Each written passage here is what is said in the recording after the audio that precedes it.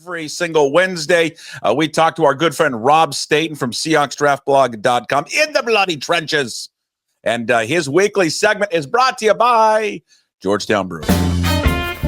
Drink Georgetown Tavern Beer, your new locally brewed domestic-style lager. 4.2% alcohol. Cheap, good, local. All right, In the Bloody Trenches is brought to you by, again, Georgetown Brewery. Rob Staton is with me every single week. Go read all of his work at SeahawksDraftBlog.com. Follow him on social media at Rob Staton and check out his YouTube page. He's doing stuff all the time. Rob Staton Football. Well, weekmate, nice week, huh? What a difference a week makes. That looked like Seahawks physical football against the Steelers, Rob. Yeah, great win. Really good win. And if you take the Steelers on face value, they've had a very aggressive offseason. They've traded for players. They've moved players out. They're trying to put themselves in a position to have the kind of season they've not had for a long time, and they will fully expect to be in the playoff mix. And you went to Pittsburgh and you beat them well. It should have been an easier win, really. The Seahawks outplayed them. They made life difficult for themselves in the first half, but then in the second half, they kind of just got the job done and pushed through. I know the special teams touchdown kind of was there to stretch it open a little bit, but they handled the Steelers. So fantastic win, and the season's up and running. Yeah. The what stood out to you, that there's a lot to pick from how the defense played, how they contained DK Metcalf. I think the Sam Darnold performance, minus the two interceptions, the Ken Walker running. I'll let you take it in any direction. Where would you like to start first? I mean, all of the above, really. I suppose you could say that the passing game was more varied. It felt as if they were more aggressive against the Niners. Everything felt a little bit like it was around the line of scrimmage, short passes, screens, running the football. And in this game, they did sort of push things downfield a little bit more. They were taking more chances over the middle of the field. They got different receivers involved. They had plays for Elijah Arroyo. They had plays for Torrey Horton. Cooper Kupp was much more involved and had a really good game. That's what Cooper Kupp needs to do if this is going to work for the Seahawks, to be that really nice complement to Jackson Smith and Jigba, who played really well again. Agent Barner played well. As you mentioned, Ken Walker, boy, did he need a game just to get some momentum going, to get some confidence going. And now he's got that. It's a real shame that for some reason, one running back seems to play well one week and then the other one doesn't. Hopefully we'll get to a point soon where they can both play well. But I thought the offense was better. It was much more what we needed to see. And then you complement that with the defenders, in particular the cornerbacks, playing much better than they did the week before.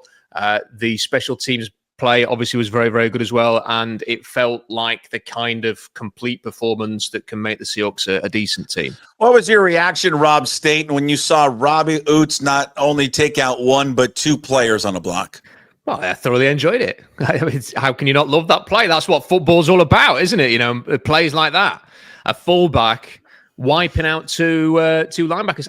I don't know. I wonder if somebody who studies the tape can go back and find this. I'm sure he did something very similar against the 49ers, where he blocked two defenders. So I'm going to say that he's done it in back-to-back weeks now. And it was fantastic, wasn't it? When you see stuff like that, you kind of wonder, why has the fullback gone out of the game? You can do great things with that extra blocker. Dan Orlovsky had this thing this morning that I was watching where they kept running away from TJ Watt, and they always had a numbers advantage to the side. They were moving away from TJ Watt. And one of the reasons why they had that is because they had a fullback on the field who was running the same way as the running back. So it makes you wonder why the game has evolved away from having one of those players. But I'm glad the Seahawks have got Robbie Outzs. I'm waiting for Robbie Outzs to get a red zone touchdown, though, Puck. I'm waiting for that. I'm hoping maybe that will come in the next game. Yeah, I'd like to see a fullback belly dive. It's one of the oldest plays, most original play in football. I'd like to see him touch the ball or get the ball out of the backfield. Yeah, I enjoy it very much. I mean, that's what I think it's the primal attraction to football is physicality, violence. Violence on the football field. That's what he brings. He brings a violent nature to that field. And you feel him after a game. That's why I watched the game of football, for the violence. Yeah, if I didn't like that, I'd watch tennis instead. Like it's for the violence. I think that's without wanting to sound like an old curmudgeon. Wow. I feel a little bit over the years we've kind of drifted away from that. Like the internet has decided that all of the we've got to look at the passing concepts and what you're complaining for about a 44-41 basketball type game. I like violence. I like trenches. I like seeing men who weigh between 270 and 320 pounds hammering each other. And we got a bit of that in this game. And the Seahawks, for once, won the trenches on both sides of the ball against the Steelers. So I think over the years, if you'd have said that out loud, most people would have thought you were mad. But they did. They went to an AFC North team on the road and they won the trenches. So long may that continue. What did you make of the Sam Darnold performance? There certainly was a lot of good, a couple of bads, but certainly the good outweighed the bad. Without a doubt. I thought it was really good. And those throws over the middle, tight window throws, I think one of the most impressive things is when he made mistakes, like the first interception. I don't think the second interception is his fault. Like when you get tricky on 4th and 1, like first of all, bad play call. Bad, indefensible play call. Run the ball, do the AJ Barner push thing, whatever. Getting him out and trying to be tricky is what cost you last week, and you did it again.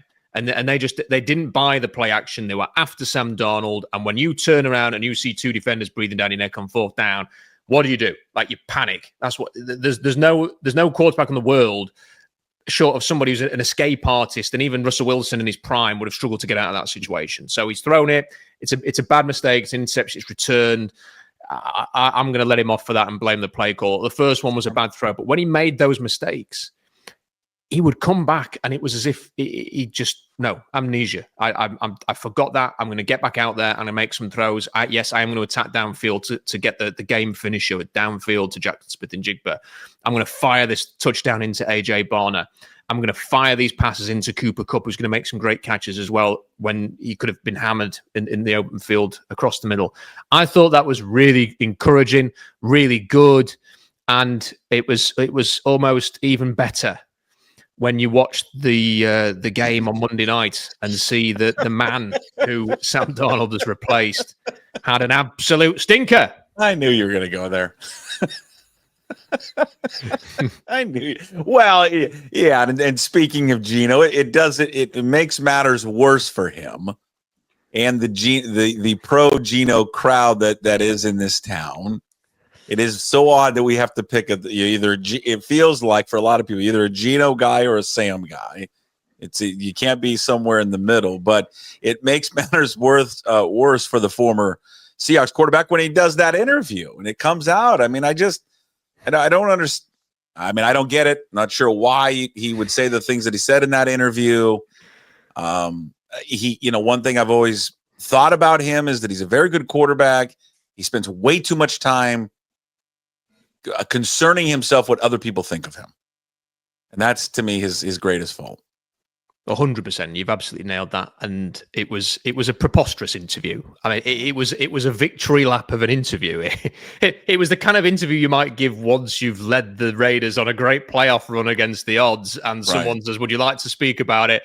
Yeah, and I just needed a team that believed in me, like the Raiders. And now I find a home because I never quite felt like I fit in that team that I spent the last 3 years with. And the front office didn't really like me because I was really opinionated, a bit like, what's his name? Kobe Bryant and Michael Jordan. And now I've got the place that I wanted to be. And when I asked for that contract last summer, because I know that the Seahawks don't give contracts out, in advance when you have 2 years left in your deal, but I'm Geno Smith. Like, I deserve to have that rule broken for me. And he does all of that in the build up to a game where if he had just spiked the ball on every single snap, he would have had a higher quarterback rating than when he actually tried to throw passes forward downfield.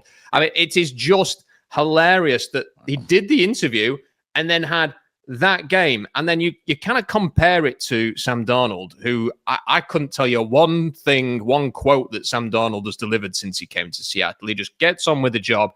Geno Smith is... He is too concerned with how he is perceived, how people see him. It's why he spends too much time on social media arguing with people. It's why he sticks a middle finger up at a fan who had one of the most tamest signs shown in his direction during a preseason game. I know, of all things.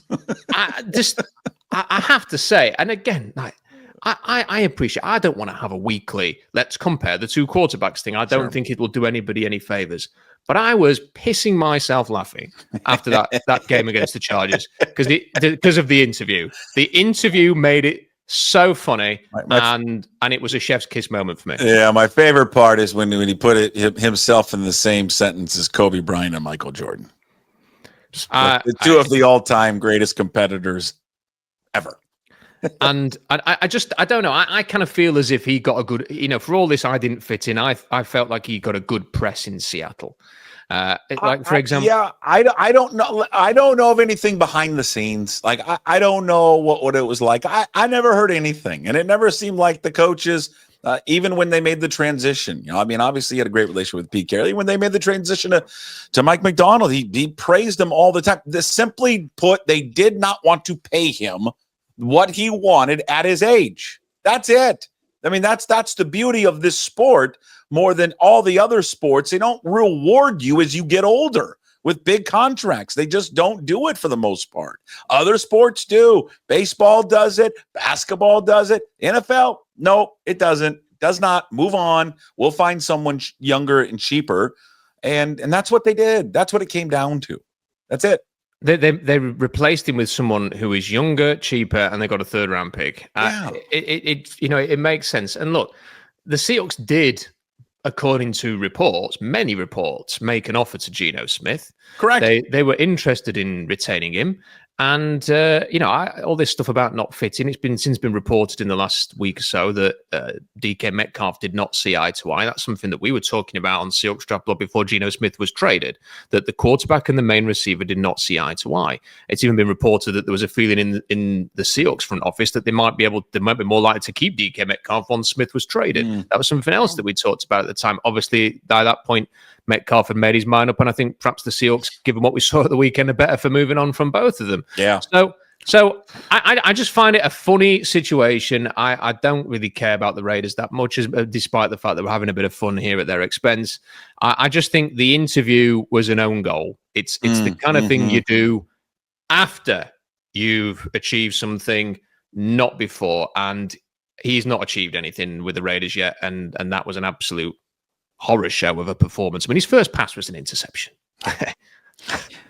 It just was an all-time, just horrific performance by him. Ken Walker, that's the game he needed, wasn't it? It's the game he needed, and just you see his playmaking ability, the difference. Charbonnet is a very good running back, but there is a difference when Ken Walker touches the ball, and just the speed, the athleticism, the power, all of it, the complete back that he is. And boy, I'm excited to see what that performance perhaps does for his confidence, and the confidence, I think, for Clint Kubiak to maybe give him the ball even more. I thought it was a huge weight off his shoulders, that performance. You could kind of sense that a little bit after some of his runs, the way that he was celebrating, that there was a bit of frustration coming out, as he was yelling in delight that he was getting the big plays there. He's probably been quite frustrated with a combination of injuries, and then this season not going according to plan in week one, and maybe even the preseason not going according to plan. There's a lot of people there. I definitely got that sense the week before in Lumen Field that every time Ken Walker was on the field, the fans slumped into the seats a little bit and wanted to see Zach Charbonnet because he was running better. And now I suspect that the reverse might be the case when people turn up for the Saints game, because Ken Walker played very, very well and Zach Charbonnet couldn't get a yard, it felt like. So Ken Walker's an incredibly talented player. When you actually watch, look at Ashton Genty struggling to do anything for the Raiders as a top 10 pick. And then you do just wonder whether he has he didn't do any testing pre-draft. Has he actually got the juice to do what he did in the NFL, what he did for Boise State, which was unbelievable? And you look at Ken Walker, and he did all the testing. We know he's a great athlete. We've seen it in the NFL. It's just about being consistent now. And I really hope that he can build on last week, stay healthy, and deliver on his talent. And there's no better time for his perspective to do it because he's in a contract year. Yeah. Yeah, it was. You know what was funny, and I've said this several times, and I need to move on, but I'm nitpicking at something. One thing I was just a little bit frustrated from that game, and it's hard to be frustrated of the performance of Ken Walker, is even when you go back to that final drive in which he scored the game-winning touchdown. I'm a little frustrated with how even Kubiak was using. I even think Kubiak. I think in the heart of hearts, Kubiak thinks Charbonnet is the number one running back. Because if you go back and watch that drive and look at it again, I mean, he starts the drive and he's in there the majority of the time. Walker doesn't come in until late. In fact, I think Walker's only carries that touchdown on that drive. And this is despite him clearly being the better running back all game long. So I don't know. Maybe that will shift Kubiak at all. I mean, I know they like to kind of split those guys up a little bit, but there is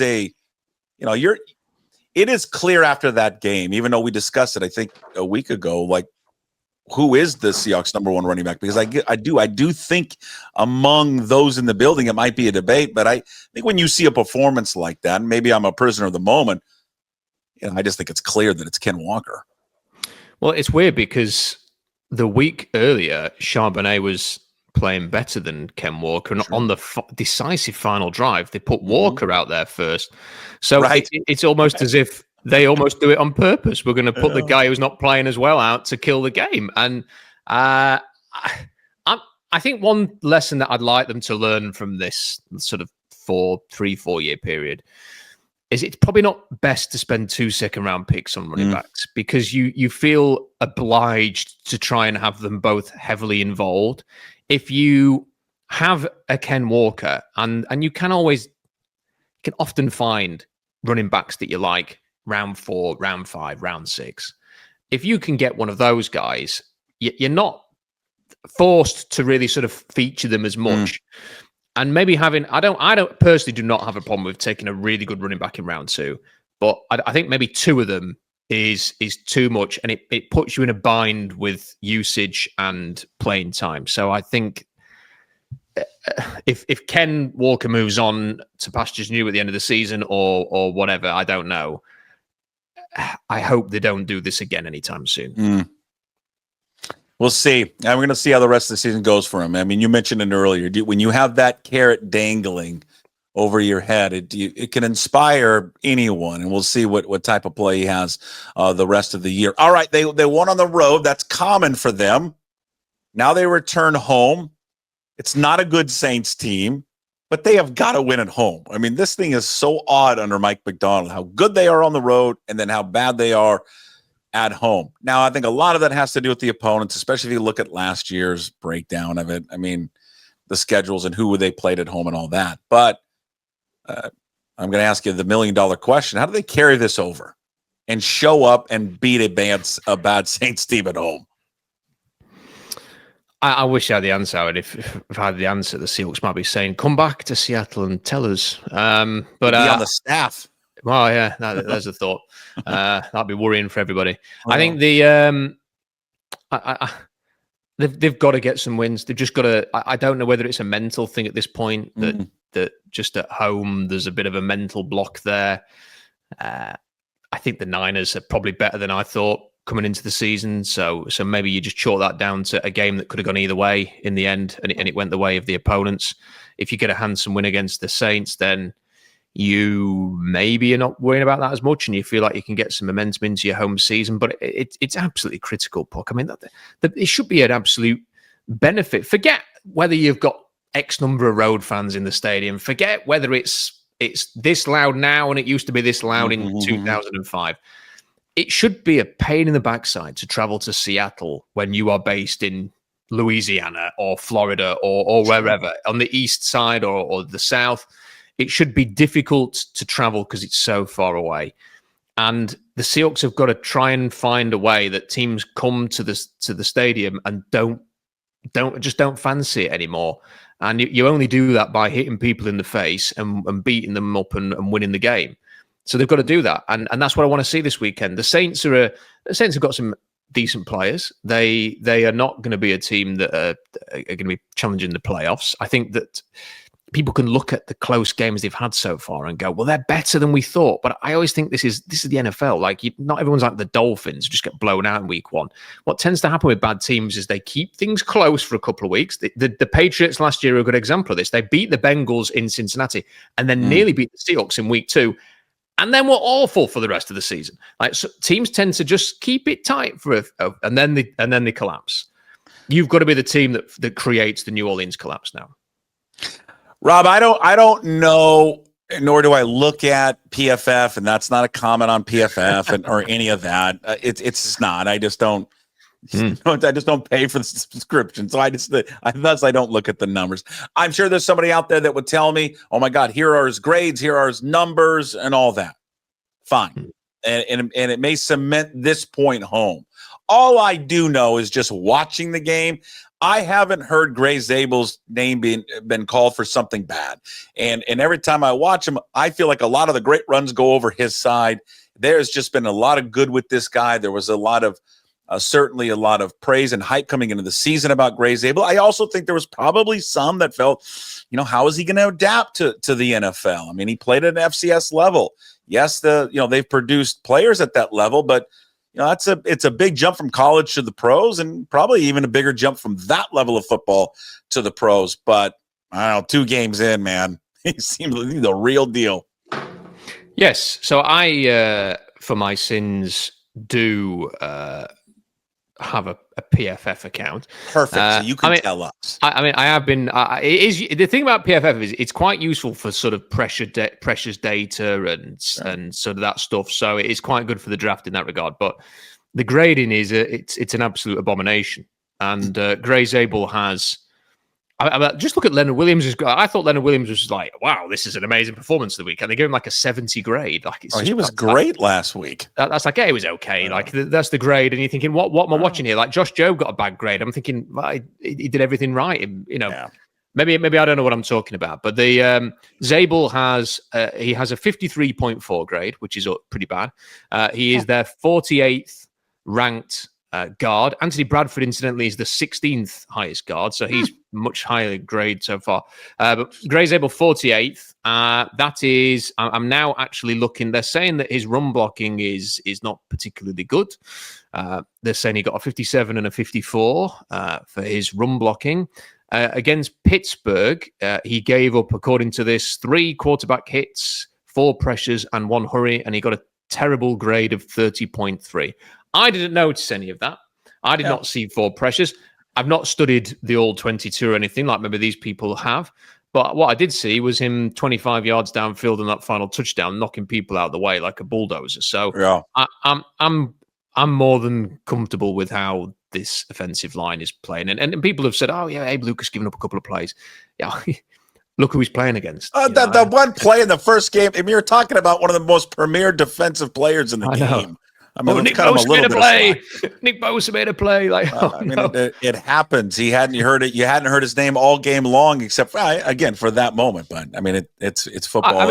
Like it'd be like this may sound like a fish out of water because I don't know much about baseball. But I think of like a premier pitcher in baseball, and then Cal Riley gets one and gets a hit on him, and you're going, oh, well, he didn't have a perfect game. Yeah, right. It's good. It doesn't matter. Like, it's one play. It was a big play. If Sam Darnold checks it down to Cooper Kupp, it doesn't matter. Like, it wouldn't have happened. So, I think the line's playing well. I think they're on an upward trajectory.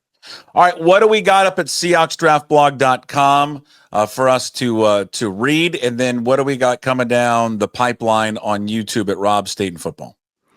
Well, I have been spending the afternoon writing an article about how the 2026 draft class is seriously underwhelming. I've done some all of the big names, almost to a man, are playing badly. There is good luck to anybody who is doing one of these ridiculous mock drafts at this point, because I genuinely am struggling to find someone who warrants a first round placing. Correct. Maybe the defensive lineman at Penn State, the safety at Ohio State. Apart from that, some of the bigger names are just playing very badly. So I've been doing a bit on that, been doing a bit on the quarterbacks, to study the quarterbacks. So that should be up tomorrow. I will finish writing it tonight. And then just look after the game this weekend, head on over. As soon as it's finished, we'll give our live reaction to what is hopefully a 2-1 record for the Seahawks. Perfect. Go check it up at all of Rob's work, SeahawksDraftBlog.com. Check out his YouTube page there as well, Rob Staton Football. And Inside the Bloody Trenches with Rob is brought to you by Georgetown Brewery, makers of Manny's, Bodhisattva, Rogers Pilsner, and their new Tavern Beer. Tasting room and beer garden open daily from 10 a.m. to 8 p.m. Visit them at georgetownbeer.com. Until next week, my friend. Thank you. See you next week.